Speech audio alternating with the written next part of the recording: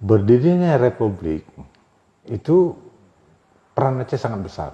Karena satu-satunya daerah di Indonesia yang tidak dikuasai kembali oleh sekutu, di mana Belanda membonceng di dalamnya, itu hanya Aceh. Aceh? Ya. Sehingga ketika itu PBB itu mengirim 3 negara sebagai negara yang untuk melihat Aceh. Itu apakah benar Aceh itu ada pemerintahan, ada rakyat, ada wilayah yang memang belum dikuasai oleh Belanda. Dan hasilnya apa tuh? Memang benar. Memang benar? Ya, dan itu disuarakan melalui Radio Rimba Raya. Jadi waktu itu Belgia yang mewakili kepentingan Belanda, kemudian Australia mewakili kepentingan Indonesia, delegasi Indonesia, kemudian Amerika yang dipilih oleh kedua pihak. Kedua belah pihak. Ya, jadi 3 negara ini itu terlibat dalam proses kemerdekaan Indonesia. Artinya kembali lagi ke dasar tadi bahwa memang Aceh pada saat itu salah satu negara yang belum dikuasai oleh sekutu. Itu dasar pemicu konflik tahun 1976? Nah, ketika itu Bung Karno berjanji kepada rakyat Aceh bahwasanya Aceh boleh mengurus rumah tangganya sendiri dan menjalankan syariat Islam. Dan janji itu tidak terlaksana? Yang tidak ditepati. Tidak ditepati.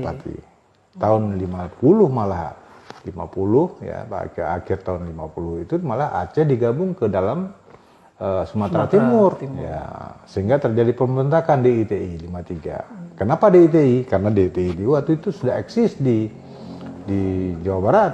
Nah, ada Raden Mas Kartosuryo. Nah, tapi sebenarnya perjuangan Aceh ketika itu ya untuk negara Islam. Untuk Aceh sendiri? Iya, ketika DI itu.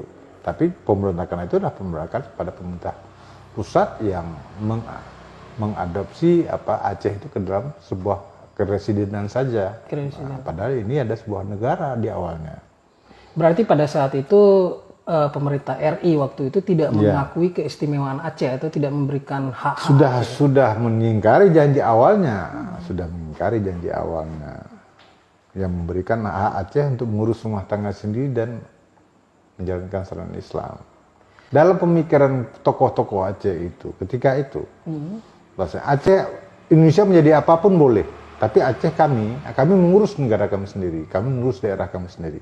Walaupun kami tetap bergabung ke dalam Indonesia, tetapi kami punya kewenangan untuk mengatur sendiri. Dan itu memang yang dijanjikan oleh Bung Karno ketika itu.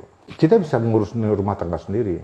Karena ketika itu, terus terang, perdagangan kita ke luar negeri segala macam itu dengan secara bebas kita bisa lakukan. Sehingga kita bisa menyumbang banyak kepada pemerintah negara Indonesia ketika itu yang sedang berjuang ya dalam diplomasi internasional maupun berjuang untuk memperkuat angkatan bersenjatanya. Gitu. Harusnya kita juga diberikan hak untuk mengelola sumber daya alam yang ada di Aceh. Semualah. Termasuk Walaupun ya dalam konteks kenegaraan tentu kita ada sharing pendapatan antara Aceh bersama pemerintah pusat